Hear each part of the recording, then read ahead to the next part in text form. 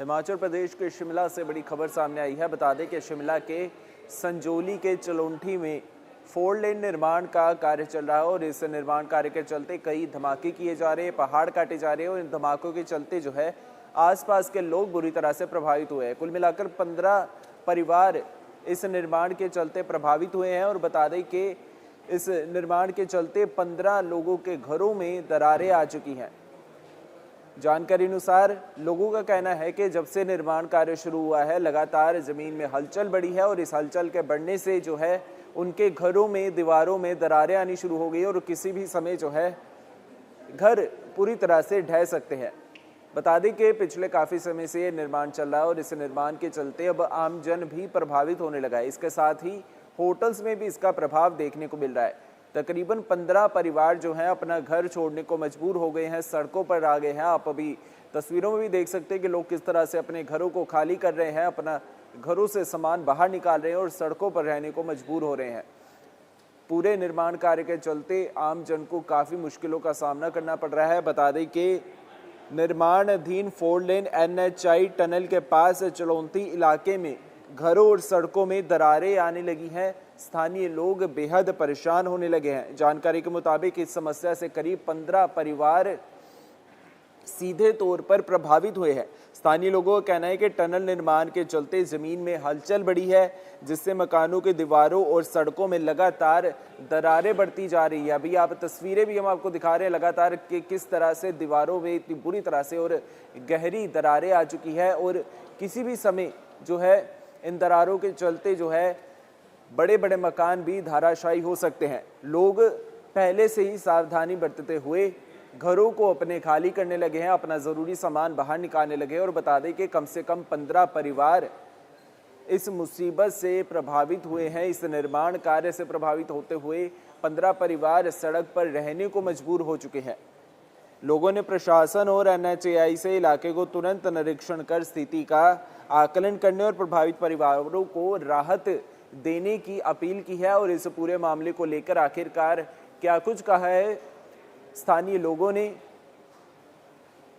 और इस निर्माण कार्य के चलते इंजीनियर्स का क्या कुछ कहना है, आइए आपको बताते हैं। ये आई तो वैसे काफी टाइम से थी, बट इन्होंने हमारे जो मकान मालिक है ना, इन्होंने मतलब रिपोर्ट कराई थी NHAI वाले को। उन्होंने बोला कि ऐसा कुछ नहीं है और अभी नहीं आएगी ये। और कल कुदरती पता नहीं ब्लास्ट जैसे हुआ नीचे, उस वजह सारा धस गया। क्या कारण लग रहा है आपको किस वजह से? ये नीचे टनल बनी है, वही रीजन सारा। हमारे को 15 साल हो गई यहाँ पे रह के, आज तक तो कोई ऐसा हुआ नहीं, इंसिडेंट कोई ऐसा हुआ नहीं है। ये जो नीचे टनल बन रही है इसी की वजह से सारा कुछ है। इनसे आपकी बात हुई? हाँ जी, टनल हाईवे नहीं हमारी कोई बात नहीं हुई। जब कितने परिवार जो है इसमें 15 किराएदार थे, सारे बेघर हो गए। अब एकदम रूम भी हमें कहाँ मिलेगा। ये रात को कितने बजे? रात को 9-1 बजे। रात ठहरने का बस ऐसे ही रहे, हम कहीं होटलों में, कहीं आधे रोडों में आग से के अपना रात बिता दी। प्रशासन की तरफ से हम यही चाहेंगे कि हमारा कुछ सोचो आगे का। अब एकदम हमें कहाँ रूम मिलेगा, इतना हमारे पास सामान है, सब कुछ है। किसी से बात हुई? नहीं हमारी कुछ किसी कोई बात नहीं हुई। क्या आपका नाम? सुमन चौहान। यहाँ पे जो ये बिल्डिंग पे दरारें आई है, कब आई और क्या कारण है? सर 2-3 दिन से तो कंप्लेंट कर रहे हैं कंटिन्यू इनको, NH वालों को। इनको ये देखने भी आए थे, लेकिन इन्होंने इस पे कोई वो नहीं किया कि हम और भी जगह ब्लास्टिंग करते हैं, टनल बना रहे हैं, ऐसा कुछ नहीं है। इन्होंने मतलब हमारी बात को मतलब बॉदर नहीं किया। इन्होंने कहा कि ऐसा कुछ नहीं होगा और 2-3 दिन से इसमें दरारें हैं। हाँ जी। ये क्या लगातार खतरा बना हुआ है? कैसे सर? लगातार बिल्डिंग के लिए खतरा बना हुआ है? हाँ जी, लगातार कंटिन्यू बनाए हुए सर। इनसे बात हुई किसी से? इनसे बात हुई है सर। ये वाला तो अब देखो आप खाली कर रहे हैं सारा, है ना। ये हमारी है साथ वाली, ये मतलब इसने फ्लैट ले रखा है तो इनको एक्वायर कर दिया है। तो हम लोग भी अब देखते हैं क्या बोलते हैं, हमारे को खाली करने को बोलते कि नहीं बोलते, लेकिन अब एक्वायर तो कर दी है बिल्डिंग भी। कितने जो है यहाँ पे लोग जो है रात को? सर 15 फैमिली तो यहीं रहती थी इस साथ वाली बिल्डिंग में, 2 फैमिलियां उसमें रहती थी। सर सड़कों पे थे रात को कोई नहीं आया। ठहरने का कोई ऐसा नहीं बोल रहे थे, जनजातीय भवन कर रहे थे, लेकिन कोई गया कोई नहीं सर। कहाँ जाते, लोगों का सामान इसी में था सब कुछ। सरकार या प्रशासन से कोई बात करनी है? तो अनिरुद्ध जी आए थे तो उन्होंने पूरा वो दिया है, बोल रहे हैं, रहने के लिए भी कर रहे हैं, उनका सहयोग पूरा है। अब देखिए सर आगे क्या होता है। रात किस तरह से बिताई? रात सर जिनके तो रहने वाले नाता रिश्ता था वो वहाँ गए हैं, कुछ सड़कों पे थे लोग, ऐसा कुछ नहीं है। परेशानी तो बहुत ज्यादा है। वैसे दरारें तो हमारी हल्की आई है, पास वालों के मकान में बहुत ज्यादा है। मंत्री जी से हमने यही मांग की है कि हमारा मकान ना एक्वायर किया जाए, जो भी है हमें मिलना चाहिए जल्द से जल्द। अब कहाँ जाएंगे हम लोग? कब आपने मकान बनाया था और कितनी परेशानी, कितने लोग रह रहे हैं? नहीं, इसमें हम 2 ही फैमिली रहते हैं। 2 ही फैमिली रहते हैं। हाँ। तो अब कहाँ शिफ्ट कर रहे हैं, कैसे कर रहे हैं? शिफ्ट अभी तो सब कुछ इसमें ही है, कहाँ शिफ्ट करना, इतना सामान कहाँ लेके जाएंगे? वही तो ना, जल्द से जल्द हमारे को अब मिलना तो चाहिए मकान का, यही सरकार से हमारी मांग है। और क्यों नुकसान क्यों हुआ ये है? टनल की, जो NH वालों ने टनल बनाई, सब कुछ टनल की वजह से। रात को ब्लास्ट करते हैं, 12 बजे के बाद तो बड़ी आवाजें आती है, इससे तो सारे मकान हिल गए, यही वजह है। अब बेघर हो गए? तो बेघर है, सड़कों में आगे बेघर ही होते।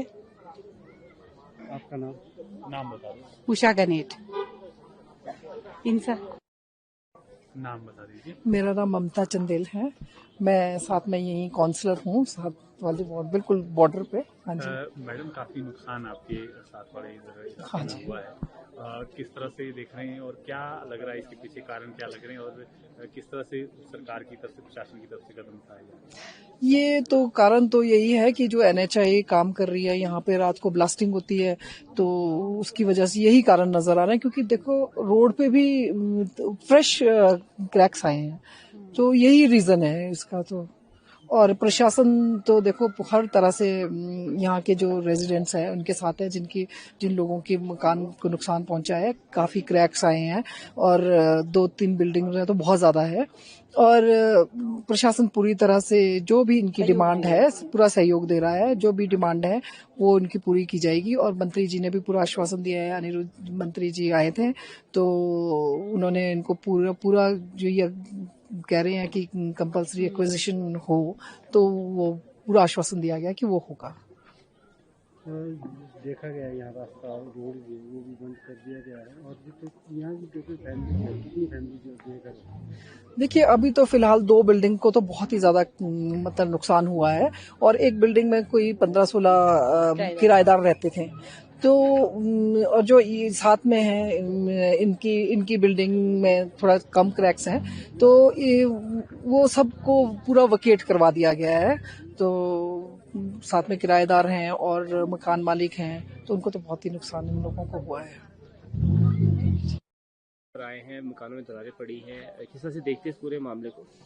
देखिए, आपको मालूम है पिछले 2 वर्षों से विशेष तौर पर जिस तरीके से ये 4 लेन का निर्माण चला है, इस पर बहुत सारे प्रश्न विभिन्न संगठनों ने, सामाजिक संगठनों ने और यहाँ की स्थानीय जनता ने भी खड़े किए हैं। पिछले वर्ष भी जो हादसा जिस तरीके से हुआ भट्टाकुपर के इलाके में, और एक मकान तो पूरी तरह से जमींदोज हो गया और बहुत सारे मकान जो उसकी जद में आए थे, उस वक्त भी ये बड़ा मुद्दा बना था। और उसके बाद मैं ये कहना चाहता हूं कि हमारे संगठन की ओर से, CITU और हिमाचल किसान सभा की ओर से 1-2 महीने निरंतर आंदोलन इस विषय पर लड़ा गया था, और NHI कार्यालय का भी घेराव हुआ था। और दूसरे जो तमाम ठेकेदार कंपनियां, आज सिंगला कंपनी है, चाहे गावर कंपनी है, चाहे भारत कंपनी है, चाहे उसके अंतर्गत सब कॉन्ट्रैक्टर्स है, लगातार ये नियमों की अवहेलना करते रहे हैं। और उसी का परिणाम है कि आज आप इस रूप में आज देख पा रहे हैं कि यहाँ चलौंठी में भी जो कई भवन हैं, ये आज इनके निर्माण की जद में है। और जिस तरीके से दीवारों में जो उसका नुकसान हो रहा है, दरारें आ रही हैं दीवारों में, क्यों, मकानों में क्यों? अगर आप यहाँ सड़क के इर्द गिर्द देख पा रहे हैं तो यहाँ जो सड़क के इर्द गिर्द जो पैरापेट बने हैं, इसमें भी उन दरारों को नोट किया जा सकता है। तो पूरी तरह से हिमाचल प्रदेश के अंदर जो नेशनल हाईवे बनाए जा रहे हैं और जो 4 लेन बनाए जा रहे हैं, और उसमें जो NHAI की जो भूमिका रही है, चाहे वो धर्मपुर में मंडी में रही, चाहे वो मंडी से लेकर मनाली और कीरतपुर में रोड बनाते हुए रही, चाहे वो आज शिमला के अंदर और सोलन के इलाकों में जो निर्माण हो रहा है 4 लेन का, उसमें जो नजर आ रहा है ये पूरी तरह से इसमें सरकार का भी फेलियर है, इसमें सेंट्रल गवर्नमेंट का भी फेलियर है, स्टेट गवर्नमेंट का भी फेलियर है। एनएचएआई के ऊपर ही सारा मसला डालकर जो है पल्ला नहीं कोई झाड़ सकता है। उनकी गलती तो है ही है क्योंकि वही असल में निर्माण करवा रहे हैं, लेकिन उसके अंतर्गत जो ठेकेदार हैं, मैं एक और विषय आपके संज्ञान में लाना चाहता हूं। जब जब इन विषयों को उठाने की कोशिश भी होती है, क्योंकि एक समय में जब इन विषयों को उठाया गया तो बहुत सारे बाउंसर्स जो हरियाणा और पंजाब से लाए गए इन कंपनियों के द्वारा, जिसका पूरा जो है ब्यौरा जो एसपी हैं शिमला के उनको भी दिया गया, डीसी साहब को भी दिया गया, लेकिन उस तरीके से कोई कार्रवाई होती नहीं है। तो ये दुर्भाग्यपूर्ण है जिस तरीके से आज ये सारा हो रहा है। और हम तो यही कहना चाहते हैं एक बार पुनः कि शिमला की जनता को लामबंद होने की आवश्यकता है, क्योंकि शिमला एक ऐतिहासिक शहर है, ये पर्यटन नगरी है, दुनिया में इसका नाम है। और अगर आज शिमला के अंदर जो जिसके लिए ये 4 लेन बनाए जा रहे हैं, ये सड़कें बनाई जा रही हैं, अगर वही जनता खुश नहीं है और उससे जो है बहुत सारी पीड़ा जो है लोगों को मिल रही है, तो इस बारे में सोचने की आवश्यकता है कि सड़कों का निर्माण किस रूप में होना है, उसमें क्या टेक्नोलॉजी लगनी है, और अगर उसमें कोताही हो रही है तो उस पर क्या एक्शन होना है, और जनता को उसमें क्या रिलीफ मिलना है, क्या उसमें उनको मदद मिलनी है सरकार की ओर से। ये सारे विषय जो है एक बार पुनः जो है आज इनको चर्चा में लाने की आवश्यकता है। और जो भी एनएचएआई के ऊपर कार्रवाई बनती है या जो कंपनियां इन टनलों का निर्माण कर रही है, सड़कों का निर्माण कर रही है, उन पर जो कार्रवाई बनती है वो तुरंत होनी चाहिए। और जो पीड़ित हैं उनको उचित मुआवजा उसका मिलना चाहिए। क्योंकि मैं आपके जानकारी में ये भी लाना चाहता हूं कि 1 साल पहले जो घर गिरा था और जिनको बाकी जो दरारें आई थी या आज भी जो लोग उन घरों में वापस नहीं लौट पाए हैं, वो जो उस वक्त डीसी साहब की ओर से जो घोषणा की गई, सरकार की ओर से घोषणा की गई, क्या वो उनको पैसा मिला है? नहीं मिला है। आज भी उनको मदद मिली है? नहीं मिली है। तो ये अपने आप में पूरा का पूरा जो है काला चिट्ठा खोल रहा है। ये प्रभावित परिवारों का कहना है कि ब्लास्टिंग होती है रात को, और दूसरा ये कि क्या ये अनसाइंटिफिक तरीके से जो है काम चल रहा है? पूरी तरह से अनसाइंटिफिक है, तभी तो दरारें आ रही हैं। दुनिया के अंदर तो आज बड़ी मॉडर्न टेक्नोलॉजी है। आज तो दुनिया के अंदर जब टनलों का निर्माण होता है तो आपको मालूम होगा कि वो इस रूप में होता है कि जो इर्द गिर्द का जो इलाका होता है वहां 1 इंच भी नुकसान नहीं होता है। लेकिन क्या हो रहा है कि जितनी सस्ती टेक्नोलॉजी आप इस्तेमाल करेंगे, जितने आप अपने मुनाफे को बढ़ाने के लिए तौर तरीके अख्तियार करेंगे, उससे कंपनियों का मुनाफा तो बढ़ेगा, ठेकेदारों का मुनाफा तो बढ़ेगा। जो इस सारी परियोजना में लगे हुए हैं, जिनकी कमीशन खोरी चलती है, उनका मुनाफा तो बढ़ेगा, लेकिन स्थानीय जनता जो है उसको नुकसान होगा। पूरी तरह से अवैज्ञानिक कटिंग हो रही है, पूरी तरह से टनलों का निर्माण अनसाइंटिफिक हो रहा है, पूरी तरह से जो टनल्स बनाई जा रही हैं उसमें जो तकनीक लगनी है, उसका जो पूरी कारगुजारी जिस तरीके से उसको करने हैं, उसमें पूरी तरह से अवैज्ञानिक प्रक्रिया का इस्तेमाल किया जा रहा है। उसी के कारण तो ये हो रहा है। अदरवाइज आप देखिए कि और जगह भी दुनिया में, और जगह भी शहरों के अंदर टनलें बनी है ना, वहां तो इस तरीके के नुकसान नहीं होते हैं। तो इसलिए ये पूरा मुनाफाखोरी का खेल है, जहां पूरा जो एक कमीशन खोरी भी सेट है, जहां ठेकेदारों को भी फायदा देना है, जहां जो कंपनियां निर्माण कर रही हैं उनको भी अपने मुनाफे को बढ़ाना है, और उसकी सारी के सारी उस प्रक्रिया की जद में कौन आता है, नुकसान में कौन आता है, नुकसान किसको होता है? आम जनता को होता है और जिनके घर हैं। तो इसलिए शिमला की जनता को ये सोचना है और इसको एक बड़ा आंदोलन बनाने की आवश्यकता हम तो अपील करेंगे, क्योंकि इससे नहीं चलेगा बात। क्योंकि बहुत सारे लोग इस भ्रम में हैं कि वो प्रशासन के पास जाएंगे या सरकार के पास जाएंगे और इसका समाधान हो जाएगा। हो नहीं जाएगा ना। 1 साल पहले क्या हुआ था? क्या समाधान हो गया 1 साल के बाद? पूरा 1 साल होता है ना, तो 1 साल के बाद तो कोई समाधान नहीं हुआ है। तो इसलिए जो है इस सारी चीज को हमें एक वैज्ञानिक तौर पे जो है जनता को देखना है, और उसके लिए संगठित होकर जो इसके खिलाफ एक आंदोलन को करने की भी आवश्यकता है, ताकि जो पूरा रूल्स एंड रेगुलेशंस बनाए जाते हैं इस सारी निर्माण प्रक्रिया में वो लागू हों।